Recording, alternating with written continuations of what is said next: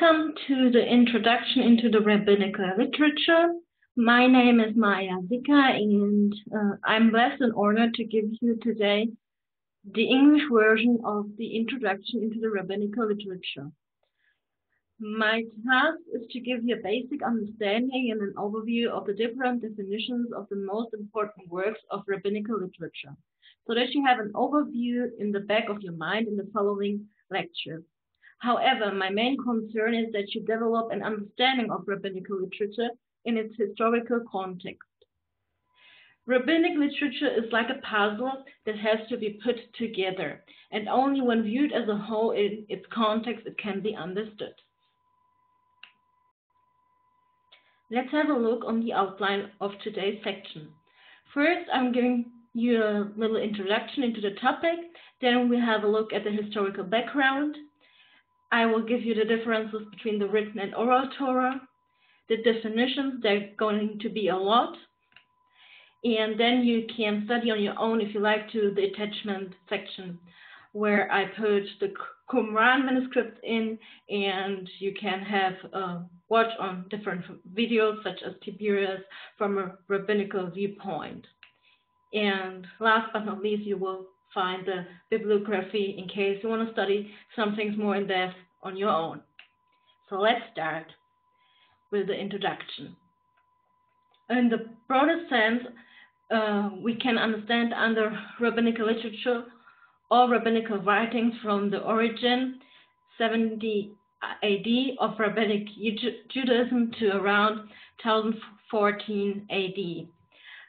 The last works of rabbinic literature did not originate until centuries later, though. However, the term is usually used according to the Hebrew expression, which means the testimonies of our wise men, blessed memory. It got lost in my English version, the Hebrew term. I apologize. I cannot read Hebrew, so I'm going to put in the English into the PowerPoint so you can read it, which refers to the classical epoch of traditional Jewish literature, well, that is meant at the time of the Mishnah and the Talmud. It is going to approximately until around 500 AD.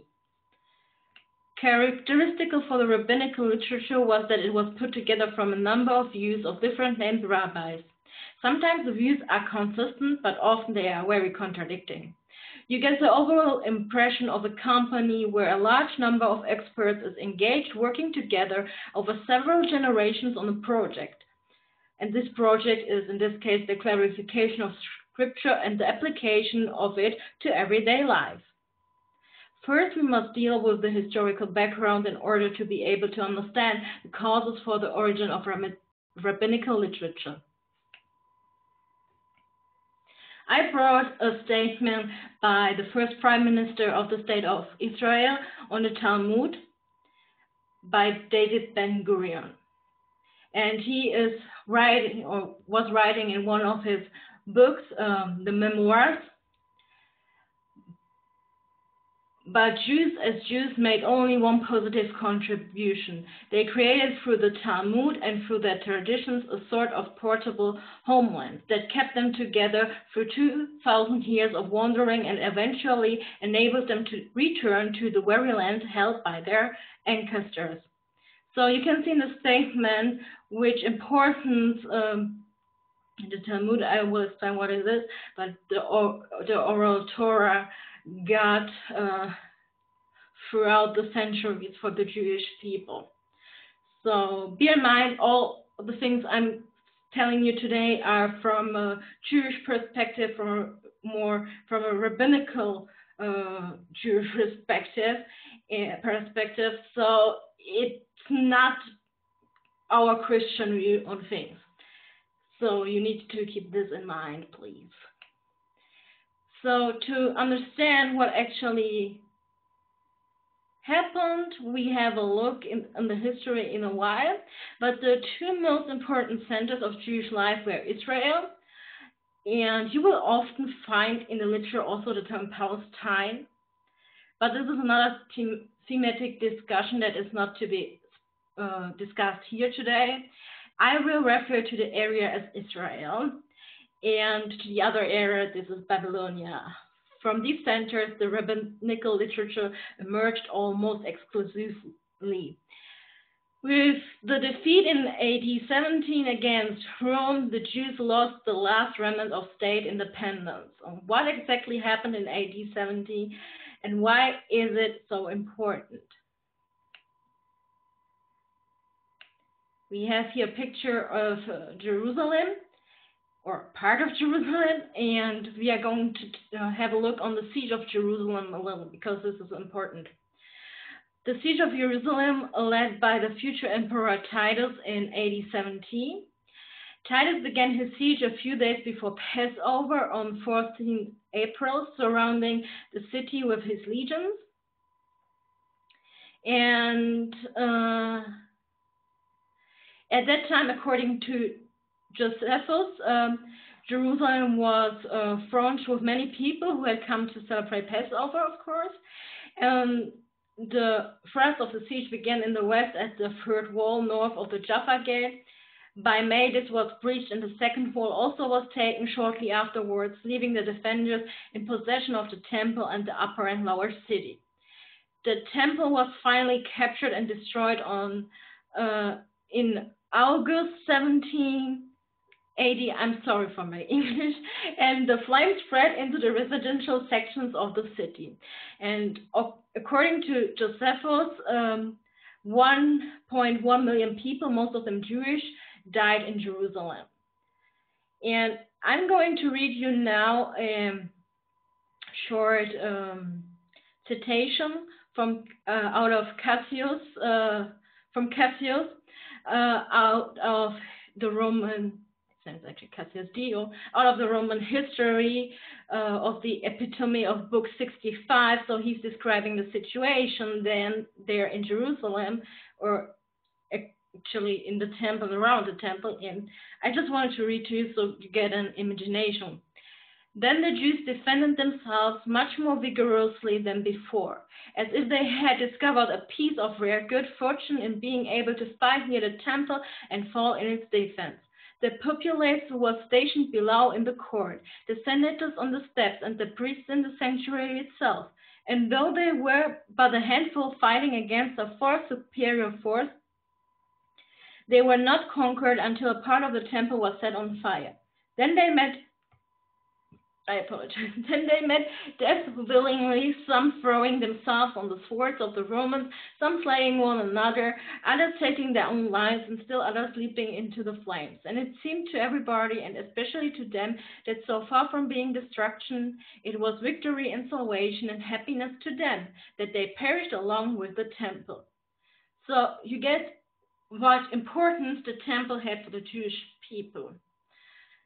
And for the Jewish population, the conquest of the city meant the final loss of political autonomy and also religious in that case. And many left the city because of course, those who survived left the city. And the temple as a religious center and base of priestly power no longer existed. So the reorganization of Jewish self-government developed only gradually from the new center in Yavne. And actually, here are the left apart from the temples, from the Temple Mount, from the temple, the stones, the rest of the stones. So if you go to Jerusalem, you can of course go to the Western Wall, and then you can also go on the place or watch on YouTube or wherever, or pictures on the internet, so you can see these large stones. So they are the leftovers. And so Yavne, this is here. And so from Jerusalem here, actually many Jewish people went to Yavne after 70 AD. And actually Yochanan ben Zakkai began there after AD 70 to gather Jewish scholars, mainly from Pharisaic and scribal cycles. So this was actually the beginning of rabbinical Judaism, so to speak. And so let me move forward. Oh, what I've done. Let me click it. Oh, I'm sorry. Okay. As I copied from German into English a little bit. Anyhow, so we're going to continue with the historical background because we need to look at some important events in Jewish history. And we start with the Bar Kokhba revolt.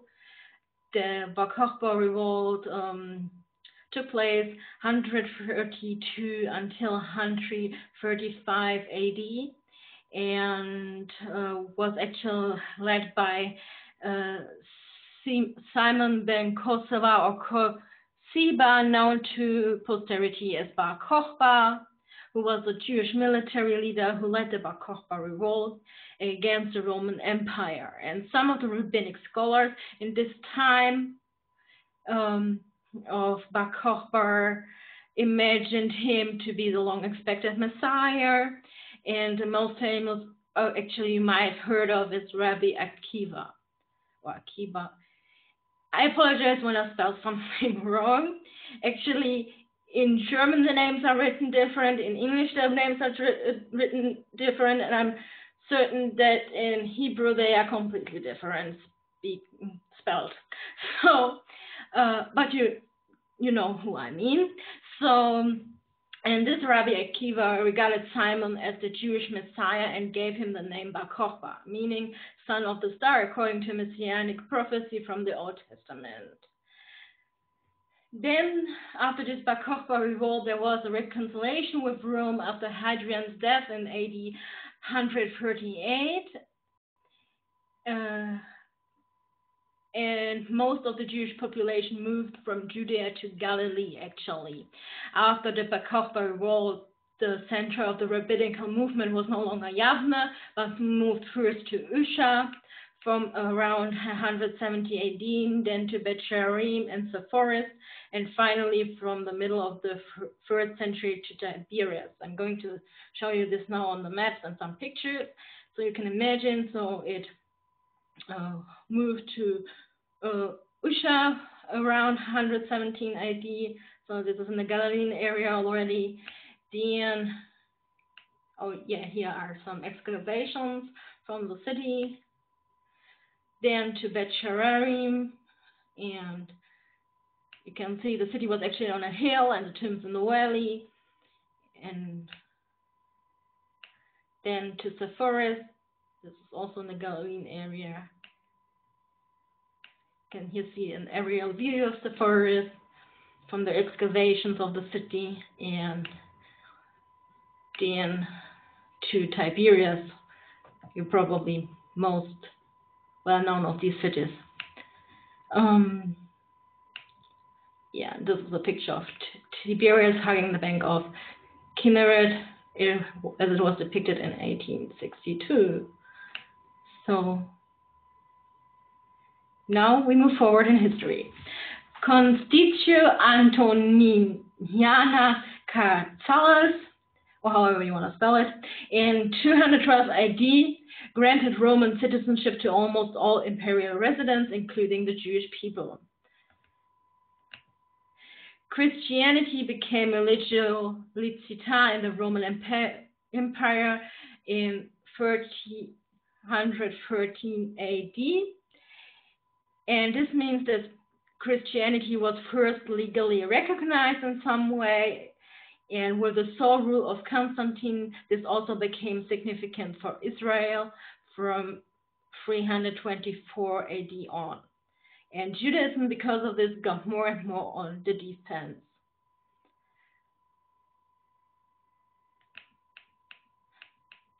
And actually, when I speak about Christianity, it's not usually you and I who love Jewish people and support Israel and the Jews, but it is more like, we know from history, they were not very nice, at least to tell it this way, to the Jewish people. So therefore, I'm just stating the history here and not what we as believers today or even other believers throughout history felt for the Jewish people.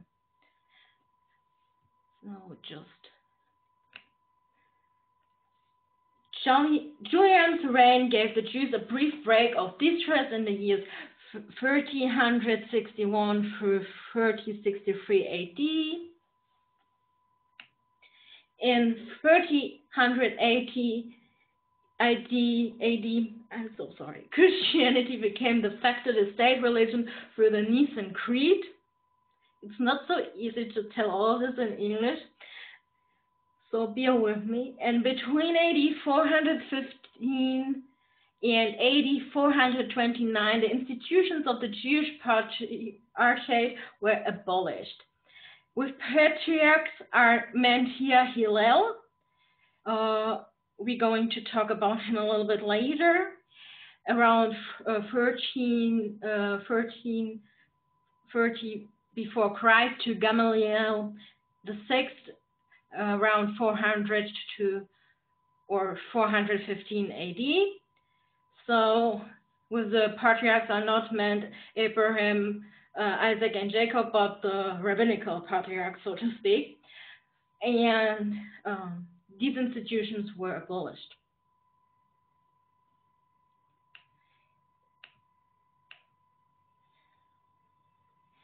And in AD 438, there was a Codex Theodosianus, and ultimately in 529, respectively 534 AD, the Codex Theodosianus finally fixed the legal situation to the disadvantage of the Jewish people.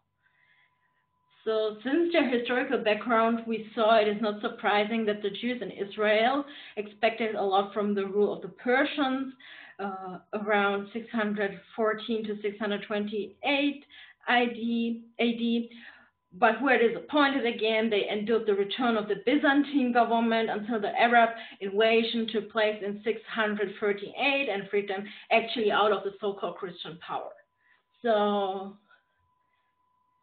just to give you an understanding about the context of history in Israel. So now we looked at Israel, and now we're going actually to,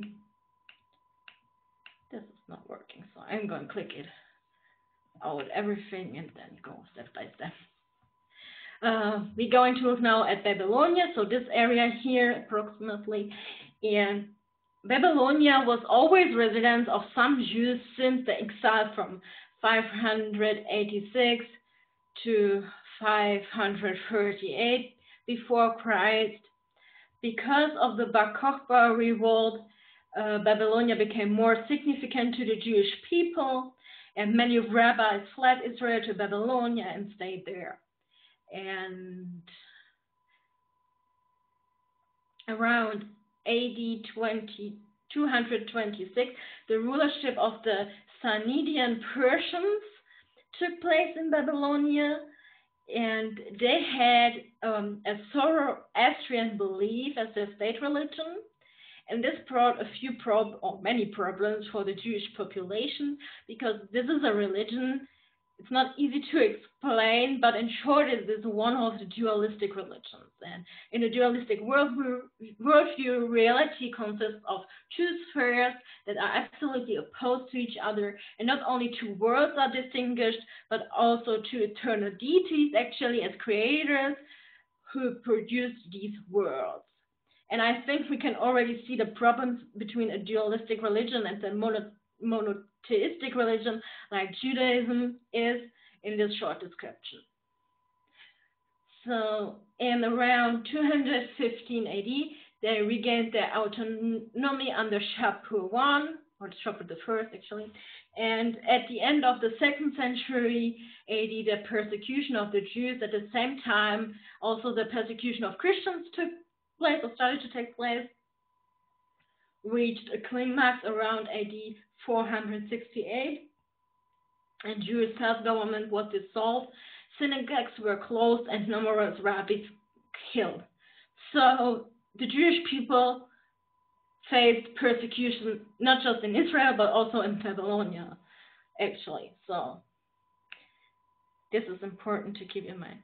I don't know why this is not working as it should, but then in Babylonia was a takeover by the Arabs around 614, and because the Arabs took over for the first time, the two large Jewish centers, the Israel and the Babylonian center, so to speak, were now under one common political administration. First, Damascus under the Umayyads.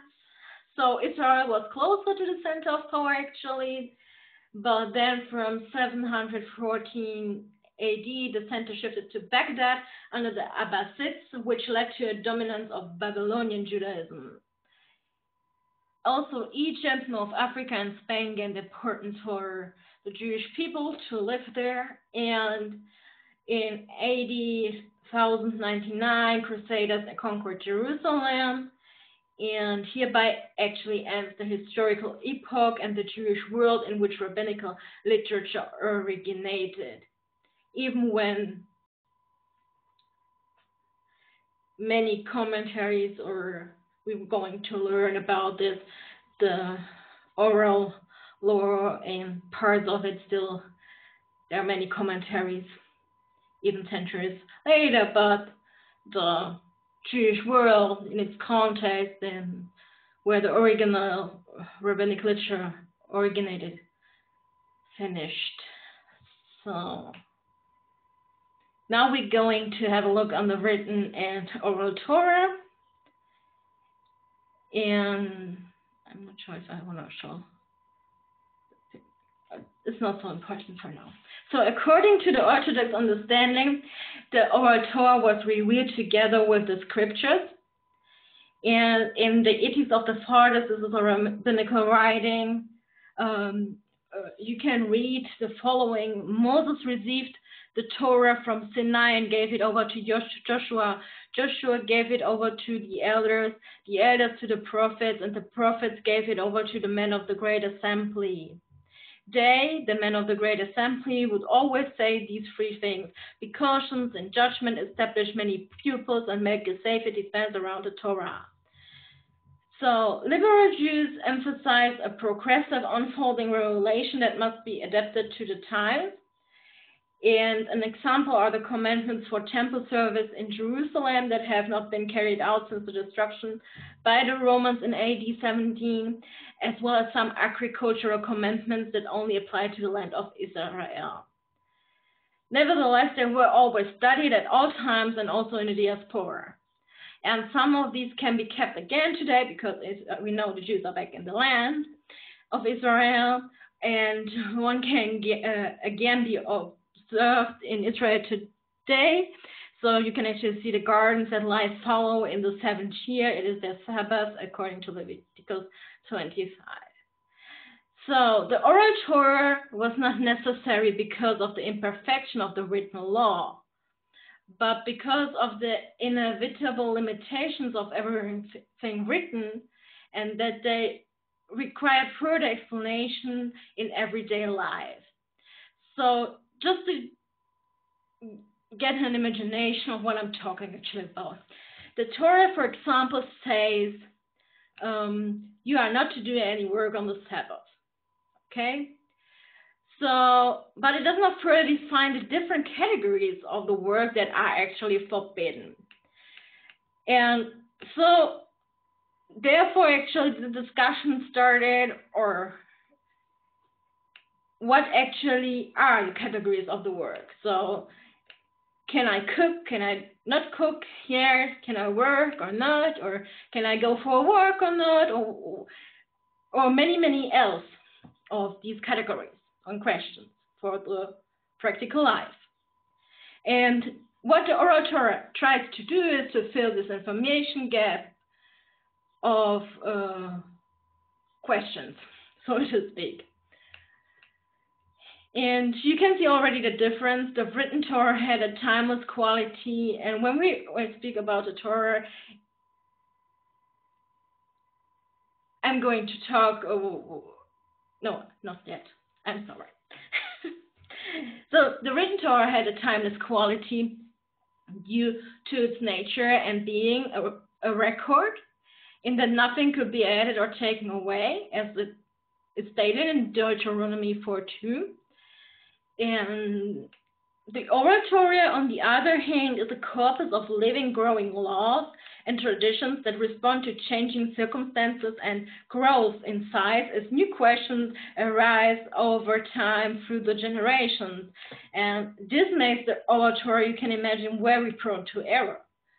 But therefore, the oral Torah is viewed as a process rather than a fixed revelation.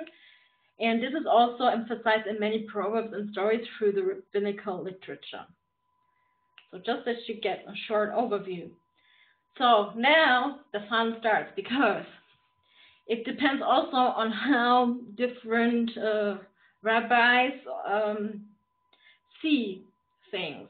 So we have like the Torah, which means instruction, teaching, or law, actually, and we have the written Torah and the oral Torah. And the written Torah, we can have either the narrow understanding of the written Torah, this means the 5 books of Moses, or in the broader sense of the written Torah, you can have an understanding of the Hebrew Bible as a whole. So the Hebrew Bible has only the Old Testament when you compare to Christian Bible, and they differ in their canon a little bit from our Christian Bibles. But we don't have the time to give an introduction on that today.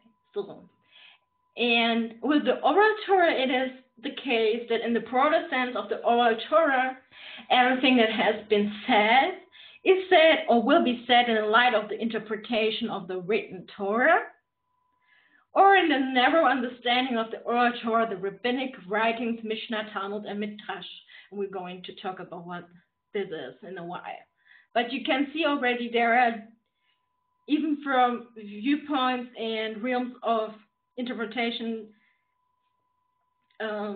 it is really depending also how you view it, so from which point of view. And what is very important and you need to keep in mind is in Rabbinic Judaism, the scriptures cannot be understood without the oral Torah. So you cannot understand the Hebrew Bible in and of itself without the oral Torah. This is the main statement to try to understand them a little bit more. So now we're going to all the fun definitions. And so first of all, we have the Mishnah, which means also a repetition of teaching. And this is the collection of most of the orally transmitted Jewish religious laws. Along with the Torah, the written tradition, the Mishnah, is the oldest collection of religious legal traditions of the Jews. And according to tradition, its origin goes back to the revelation at Sinai. Since then, its doctrines were transmitted by oral tradition from the fathers to the sons through the generations until they then received their final formulation at the time of the Tannaites. These are so-called the Mishnah teachers in the first 2 centuries of our era. The Mishnah was formulated in Israel, where the Tannaites, the teachers of the orally transmitted law, resided. The Mishnah was written down first at the end of the 2nd century because, according to Jewish tradition, oral traditions should not be written down. The compilation in its present form of the Mishnah was edited by the last Tannaite Rabbi Yehuda HaNasi, also called the Prince, in the second half of the 2nd century AD in Tiberias. Though Rabbi Akiba, we heard about him before in connection with Bar Kokhba, compiled the first version of the Mishnah, which was further developed by Rabbi Meir, and received its final form from Rabbi Yehuda Hanassi. I will show you a little while a timeline of the Tanaim so you get a little bit of an overview and can study it later on your own. I found it helpful. Exactly how the compilation came about is impossible to trace for us back today. What is important for us is that this version, what came then out, was compiled by Rabbi Yehuda Hanassi, was then discussed at length in the Talmudic academies in Israel and Babylonia. And the protocols of these discussions have been handed down to posterity under the name Gemaras, which means in Aramaic completion. We're also going to have a deeper look on this process in a while. So here we have a timeline out of a book of the Tanaim. I found it very helpful because we have here Hillel and Shammai. These are actually you should keep them in mind. We know those are actually two big schools, so to speak, in Rabbinical Judaism. So we know from the stories about Hillel that he was from Babylonia actually and came to Judea to learn the Torah, and he was probably very patient in contrast to his colleague Shammai. Though the well-known rivalry between the two seems to have resulted only later between the disciples of the two, also known as the house of Shammai and Hillel. Although the generally milder and more tolerant attitude of the house of Hillel was probably due to Hillel's personality. So, and we see here again where Rabbi Akiva actually and Rabbi Meir, so those we talk about, those who are like bold, they are more important, not more important, but yeah, probably more important than those who are not boldly. So you can have a look on your own if you like to study more on these things. So yeah, here's some pictures. This is the tomb of Shammai, and yeah, all the tombs. You can visit them when you go to Israel. This is Rabbi Akiva's tomb, I think, if I'm not wrong. So yeah, you can go and, or did I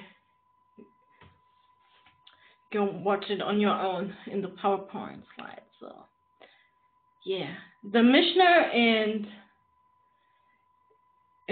Gemara together make up the Talmud, which in terms of its place of origin is distinguished between the Jerusalem Talmud, Talmud Yerushalmi, or also you will often find the Palestinian Talmud in literature. And the Babylonian Talmud, Talmud Bavli. And before we go into this in more detail, I would like to return to the Mishnah.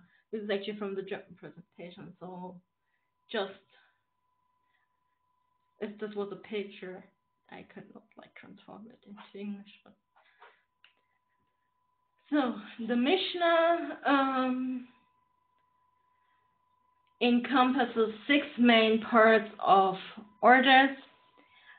In Hebrew, Sedarim, plural of Seder, containing a total of 63 tractates. And these 63 tractates are divided into 525 chapters, which are again divided into pericopes. And the Mishnah contains 4,187 doctrine sentences, so to speak, and the language of the Mishnah is Hebrew with occasional Aramaic expressions, Greek or Latin loan words. And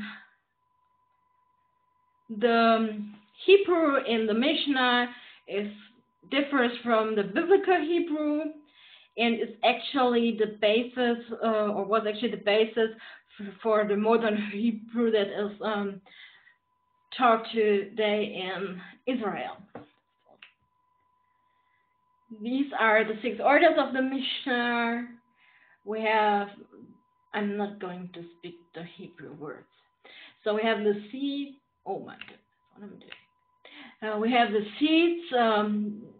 They are concerned mainly with the agricultural aspects of the Torah, then the appointed time or festivals. They are concerned with the religious calendar. They deal with the different feasts, fasts, and festivals of the Jewish religious calendar. Then there is the order of women, concerns marriage and divorce and such things.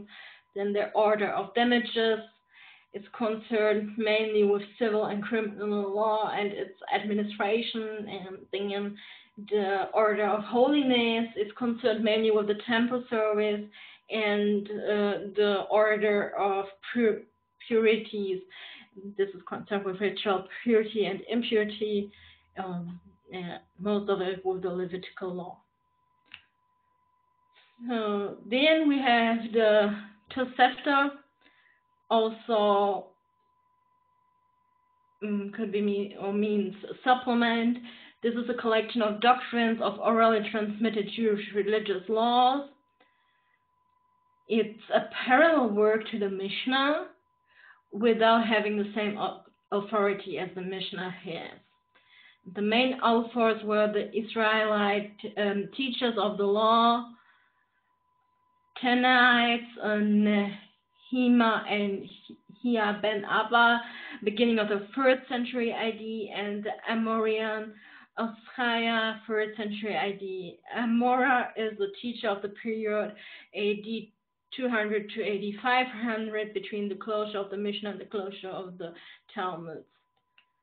We are going to talk about this also in why. And the Tosefta is actually written in Hebrew too, and more extensive than the Mishnah, stands outside the canon, the Rabbinic canon, and is considered only addendum. And Gemara and all Jewish traditional literature cite the Tosefta is a probably authentic source though, so it's studied a lot too. And smaller similar collection also emerged around the same time as the Tosefta, and these collections are described as Baraita, that which is outside the Mishnah, and are usually limited to a particular topic. So now we come to the Talmud, and Talmud means simply instruction, and this is the most important work of Jewish traditional literature and originated from many hundred years of oral tradition. After Jewish religious, civil, and criminal law was brought down to concise formulations in the Mishnah around the year 200 AD, the Mishnah was discussed in the academies of Israel and Babylonia. So, and the Mishnah itself, okay, I can read this up. And the Mishnah itself was explained and supplemented.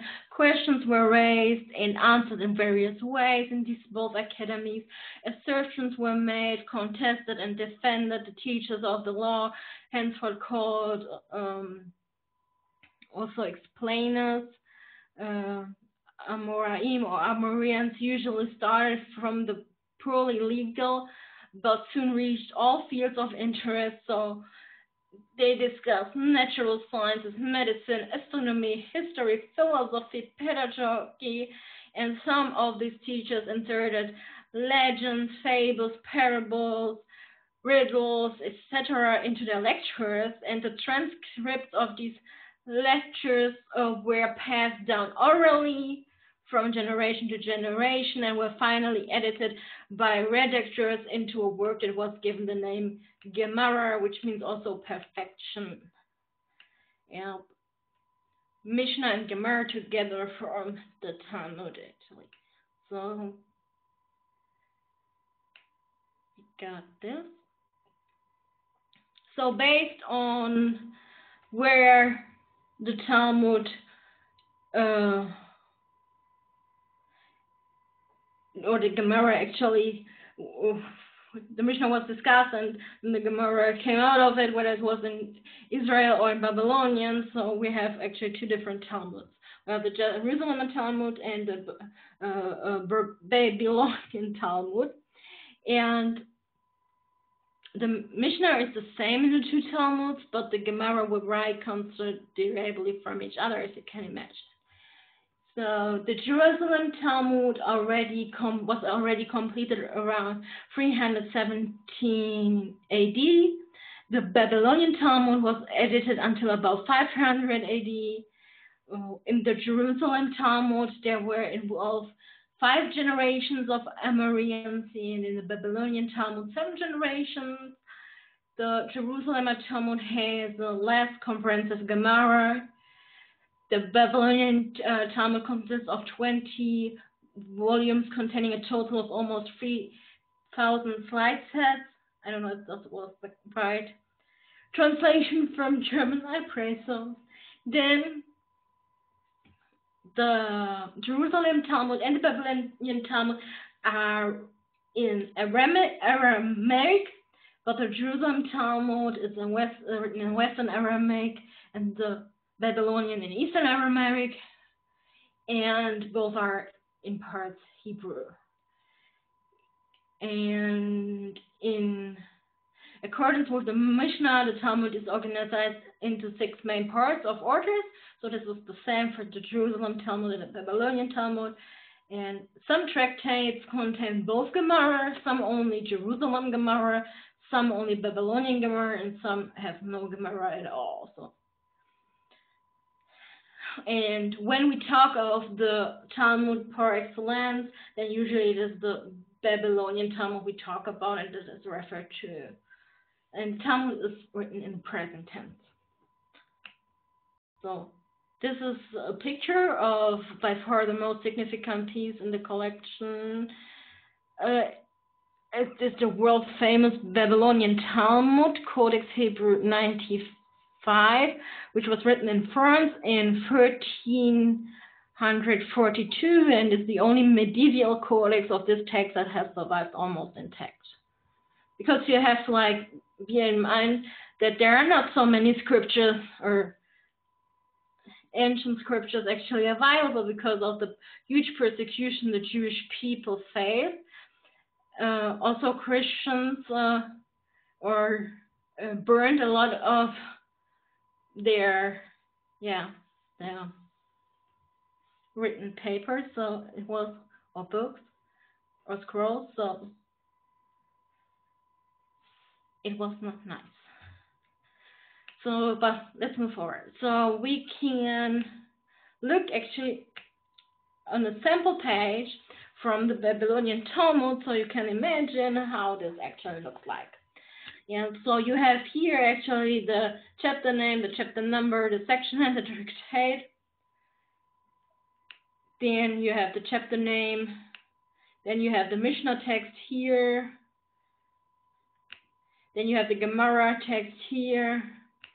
Then you have the Rashi commentary here. And Rashi refers to Rabbi Shlomo, oh my goodness, Yitzhakvi, other spelling Solomon ben Isaac, who was born around 1014-41 in Troyes in France and is considered to be the most famous Jewish Bible and Talmud commentator of the North European Jewish Middle Ages. So you should keep him in mind probably, or you heard already of him. And then we have Tosafist text from grandsons and disciples of Rashi, and more comments and references and notes. So approximately this is how a sample page looks like.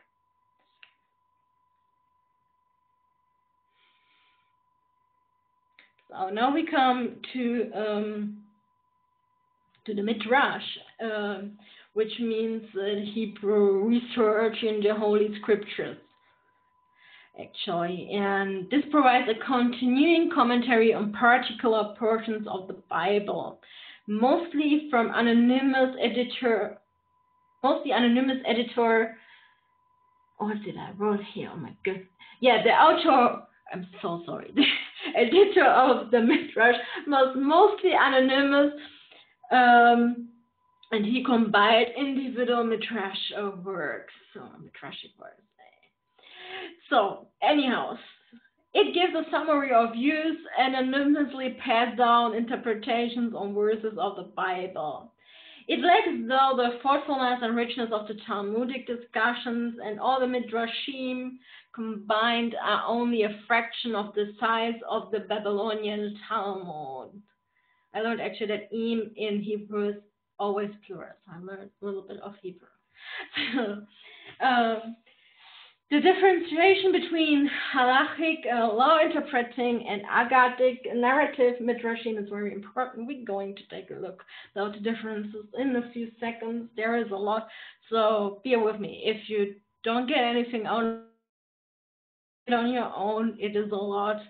I mean, you have to understand we actually are putting together into 40 minutes, 45 minutes, like almost 2,000 years of history. So, and literature and Jewish discussions, and so it's not easy.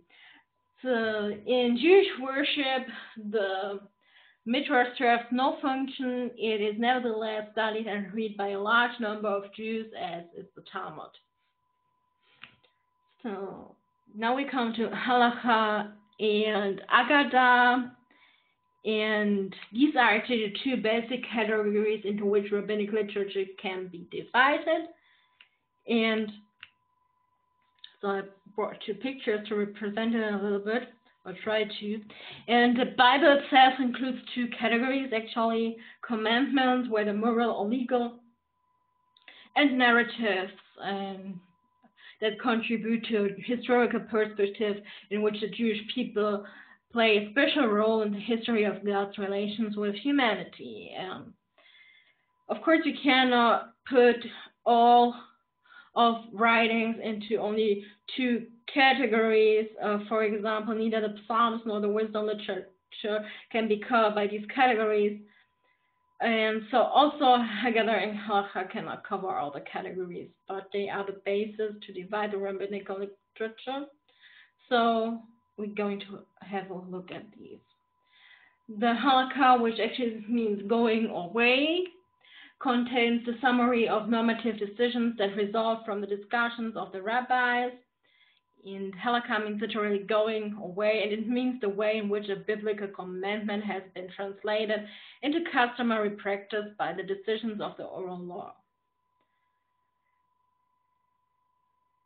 The aim of halakha is to define a basic standard of conduct and decency rather than to cover the totality of moral life. It is not static, and it's subjected to continuous modifications over the course of history. Halachic exegesis is more traditionally bound, and then Agada and the Halacha must adjust to constantly changing circumstances through time. So it's a continuous adapting process during time. And the Agada, also Haggadah, telling, but I don't think you actually spell the. In German you say ha, but I don't know in English, huh? You don't spell it in Hebrew, I know this, so something I know. Okay, Agada means literally telling. In a specialized sense, the word Agada means the telling of the story of the Exodus from Egypt, every Passover as enjoined in Exodus 13, verse 8, and this sanctification of storytelling as the means of inculcating thankfulness to God and awareness of his dealings with mankind has become too pervasive in Rabbinic Judaism that it has become the main method of homiletics. Here in the category of Agada, you can actually throw all non-legal subjects of the traditional rabbinical literature. So, date of origin, completion of the biblical canon into the 10th century AD. So, The language is partially Hebrew and Aramaic and incorporates many loanwords derived from Latin, Greek, and Persian. And the Agadah has no direct impact on the practical life, and so it's not that strictly normed as the Halakha. So the most famous you probably heard of is the Agadah Shel Pesach. This is a collection of the liturgical text for the Jewish family holiday at the beginning of the 8-day Passover, and the most published Hebrew book since the invention of printing, actually more than 2,500 editions since 1480, oh my goodness, AD, I can't speak anymore. The text of the Agadah Shel Pesach, which has grown around the nucleus dating from the late period of the Second Jewish State, 537 before Christ to AD 17, received its actually shaping during the early Middle Ages and was already substantially established by the 10th century AD. So the most famous is the Sarajevo Agadah, the oldest Sephardic Agadah. Let's see in I also, because I had it in German, this presentation took a picture of the picture of the Darmstädter Agadah of the 500. So yeah. Then we go to the Halakhic Midrashim. These refer to the legal portions of the Pentateuch, and they have their own titles like Mekilta, Sefer and Sefer, and a few other works.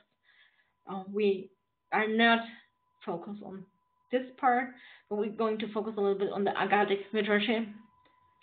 And this is a collection of theological doctrines, legends, parables, sermons, and scriptural explanations, unless relating to the interpretation of the law, of course. So there are minor collections such as the Midrash on the sayings of Solomon, Midrash Mishle. I have the German writing there, probably.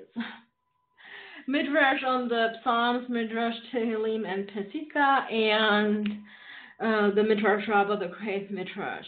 So we're going to watch at those. The Pesika means also section, and these are Jewish homilies on certain sections from the prophets, which are recited in the synagogue on feast days and on certain Sabbaths following the relevant Pentateuch passage. And there are two Pesika collections, the Pesika de Rab Kahana, Pesika of Rabbi Kahana, the Talmud teacher Rabbi Kahana in the 4th century AD is supposed to have edited it, but it is assumed, however, that it was actually written around 700 AD, so we don't know. And then we have the Pesika Rabati, the Great Pesika. The Great Pesika was probably not written before the second half of the 9th century AD, and like the Midrashim, the language is partly Aramaic and partly Hebrew. Then we have the Midrash Rabbah. This contains 10 parts, the first 5 of which deal with the 5 books of Moses, and the rest with the 5 biblical books, Megillot Scrolls, Song of Songs, Ruth, Lamentations of Jeremiah, and Solomon and Esther, and edited at different times, diverse material, explanations, ethical principles, popular parables. Biblical accounts are often extended, so you always find this very often in the rabbinical literature, especially here, that you have the biblical text, and then thoughts are often added by particles, conjunctions, and prepositions. And yeah, then we have the Targumim. The Targumim, this means actually translation, and this is the term for the Aramaic translations of the Old Testament written in antiquity and the early Middle Ages. So, the desire for translations of the Bible into Aramaic developed after the influence of the Aramaic-speaking Persians in the Babylonian and Egyptian diaspora, and also in Israel, where it became increasingly the colloquial language of the Jews from 500 before Christ onwards, and the origin can be found in the synagogues where reading took place, which were translated by a translator and Meturgeman, always 3 verses at a time, so that the people who did not understand Hebrew will benefit from it. And the following Targumim have survived. However, the author and time of origin are usually not clearly determinable. We have the Targum Onkelos, the Targum Yerushalmi, the Targum Yonatan, and the hagiographic Targumim.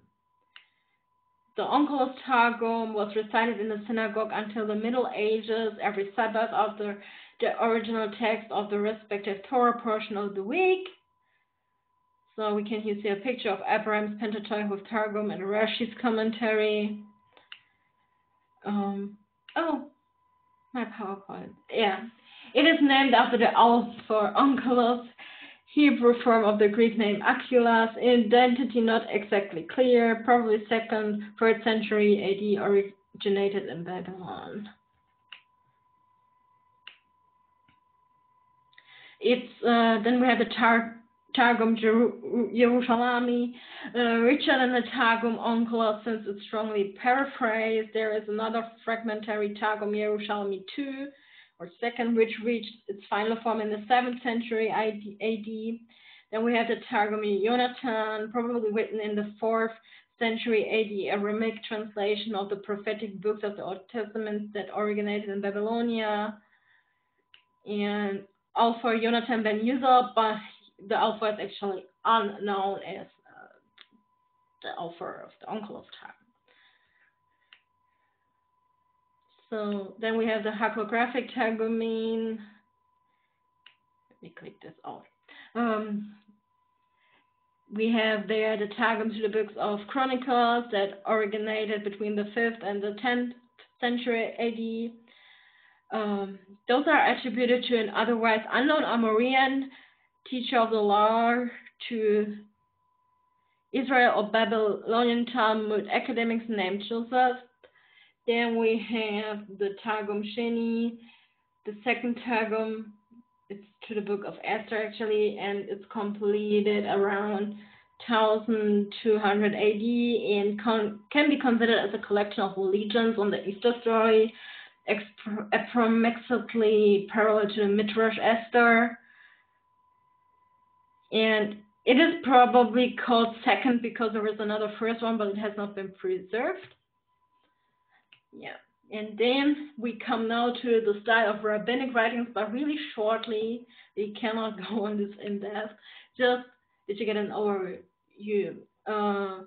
It's always a style of a debate rather than a proclamation, or a style of discussion rather than a proclamation. Protocols of oral discussions among several personalities in the academies and also in the court.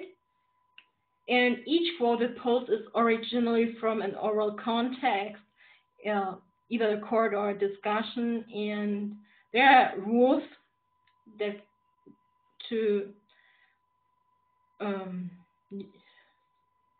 rules of interpretation, so to speak. These are called midot, and there exist the 7 rules of Hillel. The 13 rules, those became then or were extended to the 13 rules of Ishmael. You have also the 32 rules of Rabbi Eliezer, and this is too much for this section. And but in principle, what is important is a distinction must be made between halacha and agadar, as we learned. So, and now we have some writings that are a little bit different. We have the writing, rabbinical writing, the Sefer Yetzirah, Hebrew book of meaning book of formation or book of creation. And this is an anonymous work of Jewish mysticism, the Kabbalah, originated between the 3rd and 6th century in the Orient, the oldest document of Jewish gnosis in the Hebrew language. It has an unknown author influenced by Pythagoreanism, which deals with the relationship of numbers and letters in relationship to creation. and it's the most difficult work to interpret it in Hebrew literature. And numerous authors, and not only Kabbalists, have written commentaries on this work. So if you are listed here, in case you want to do closer research on this. And then there are another literature. This is the Hekalot literature. This is a collective name for a number of anonymous writings dealing with the heavenly halls and palaces, Hekalot, and the most ancient texts of Jewish mysticism. And those are originated in the Talmudic area between 2nd and 6th AD in Israel, approximately, and also known as Merkava mysticism. Merkava mysticism because the destination of this pilgrimage that took place in this literature is the Merkava, the divine throne chariot from the vision of Ezekiel. And the heroes that appears in these writings as speakers in the various depictions are Mishnah teachers, especially Rabbi Akiva, Rabbi Ishmael, and their students. And in fact, aesthetic and mystical practices were practiced in these circles in the 1st and 2nd century. And passages in the Talmud and Midrash attest to this. However, these teachings were not incorporated into the canon of the Mishnah, but are found in the extra-canonical extensive Mishnah collection of the Tosefta. Tosefta, we learned, means addition. So, yeah. And there are many different Hekalot writings, such as the Hekalot Sutreti, the small Hekalot, Hekalot Rabbi, the great Hekalot, Pirkei Shiloh sections, and so forth. So, now we're gonna, before we're going to a Q&A section, or the repetition of the Q&A section we had in German, in a take-home message. If you fall already asleep or still don't know what I'm talking about, it was a lot, but the take-home message is, in Rabbinic Judaism, the scriptures cannot be understood without the orator. This is what how they see it, so to speak. And Rabbinic Judaism must be understood in its historical context, and in general, a distinction must be made between Halakha and Haggadah in rabbinical literature. So if you actually take those 3 points, it would be pretty cool. And if you get more out of it, it's even better. And yet now we came to a Q&A. We had it actually with a very, very sweet sister in Christ who works for Ariel Ministries in the United States, and she actually is a former German, and she speaks perfectly German and English. And it was such a blessing to have her introduce me and also have done with me the Q&A. Her name is Christiane Jurek, so if you keep her in your prayers, this would be pretty cool. So now I need to do it on my own. And the questions we covered in the Q&A were, why would a Christian want to study rabbinic literature and why is it important? And the second question was, what role played the Pharisees and the Sadducees for rabbinical Judaism, or also for the literature? So I'm going to try to answer the first one. Why is it important for us as Christians to study rabbinic literature? Actually, it is important for evangelism. It is essential to understand that in the history of the Jewish people, characterized by so much adversity and national catastrophes, that it was very difficult for them to maintain the biblical promise for the Jewish people as the most significant community in history. And it was therefore essential for Judaism to establish a single literary body or body of literature that would be the basis for the future survival and the growth of Judaism. And it was a matter for them to prevent the Jewish traditions from getting lost and also of filling them with new life and contemporary development throughout the generations. And this this is important to understand for us Christians, because we usually use our well-trained evangelism methods without taking a look who sits really in front of us and develop an understanding for them first, and then starting to evangelize them. This is even more important when you have a Jew in front of you, because of their very negative historical background with Christianity, as you learned a little bit today too, and terminology of Christians, and actually in the at times even the rabbinical writings, in the rabbinical literature, especially in the Middle Ages, but also throughout history. Usually, when there was like something written by Christians that was anti-Semitic, then usually also the Jewish rabbis had something to say to it. So it's like really, it was throughout the generations, there was a conflict between Christianity and Judaism. And we cannot throw at them Christian terminology before we get them prepared, at least, because they will run away.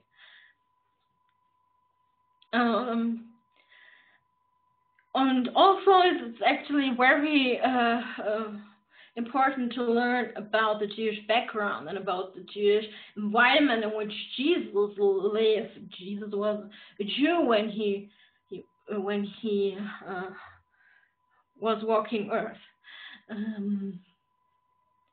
And although the actual Rabbinic Judaism developed only after 70 AD, many teachings refer to rabbis of this age where Jesus lived, such as Hillel and Shammai, from whom we can assume that Jesus was familiar with their teachings. And I mean, he had a lot to do with the Pharisees and all of these, the scribes and all of these religious different groups. So it gives you a better understanding, and it is helpful. And actually, Christiane, because it was more like a discussion than me talking all the time, such as now, that she actually stated that we are, as Christians, as believers, we are to share the good news to the Jewish people first. And we can actually, in Romans 1:16, we read, "For I am not ashamed of the gospel of Christ, for it is the power of God unto salvation to everyone who believeth, to the Jew first and also to the Greek." So we have the Jews first. And so we need to keep this in mind. But at times we want to this was my case when I was young in Christ. I'm still, but when I was younger in Christ, I had a love for the Jewish people, and I wanted to run and evangelize them, and I completely failed because I wasn't prepared. I did not use their language. I did not use their wording, and I used all the expressions you should not use when you evangelize them. So it did not work, but God can use it still. So even when I mess it completely up, but we should maybe prepare before we go out into the world and throw the gospel at the Jewish feet. So yeah, that's it. And then we have question number 2. As I'm recording now, I have more time to speak, so I don't have any. I'm finishing. I'm finishing. The second question was, what role played the Pharisees and the Sadducees for rabbinical Judaism? And first we have to understand that the Pharisees and Sadducees were concerned with power and also politics. And we know from Josephus that the Pharisees were advocates of ordinances that they imposed on the people that were not found in the Mosaic law. And this was rejected by the Sadducees. The Sadducees see only the customs found in Scripture as binding. And this was the main point of conflict between Pharisees and Sadducees. And the Sadducees were more prestigious among the upper class of the Jewish population and held the political power, whereas the Pharisees were supported by the majority of the population. And the Pharisees fulfilled a dual role, to issue decrees and to preserve traditions. And the oral Torah was a dynamic process in which the preservation of precedents were combined with a continuous flow of new decisions, as we learned, which were then in turn preserved or occasionally overturned in light of new circumstances. So you can see the similarities between the Rabbinical Judaism and the Pharisaic movement. And the Sadducees, on the other hand, opposed the oral Torah, and the Pharisaic party, formerly called Hasidim, arose during the period of corruption of the high priesthood in the period 117 before Christ, and the goal was actually by the Pharisaic party to hold out authorities, whether royal or priestly, accountable, similar to the role possessed by Old Testament prophets who went and warned the kings and prophesied judgment about them. So this is the role the Pharisees identified with, and the Sadducees' rejection of the oral Torah therefore had a political significance and meant a rejection of the movement of lay leaders, whether Pharisees or rabbis, who claimed a higher authority than that of the priests and the traditions of the people over priestly interpretation of Scripture. Basically, the rabbis claimed to be the direct successors of the Pharisees, and in particular, Hillel and Shammai are considered the fathers of the rabbinic world, and the two schools they founded, as we learned, the house of Hillel and the house of Shammai, are frequently mentioned and cited as the source of differing views. And then there are other famous Pharisaic teachers cited in rabbinical literature, including Gamaliel first. You heard of him probably in Acts 5, and his son Simeon ben Gamaliel mentioned in Josephus, and the charismatic Hanina ben Doza and Johanan ben Zakkai, who survived the war and who, as we also have seen, founded his academy in Jaffna.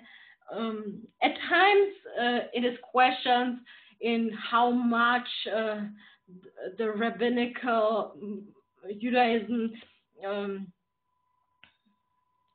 can be traced to the Pharisaic movement, especially as things changed due to the destruction of the temple and the dispersions of the Jewish people. But yeah, so I pray this answered these questions that I was asked in German, and you can also study the attachment on your own. And I thank you for listening and pray you are blessed by the other sessions.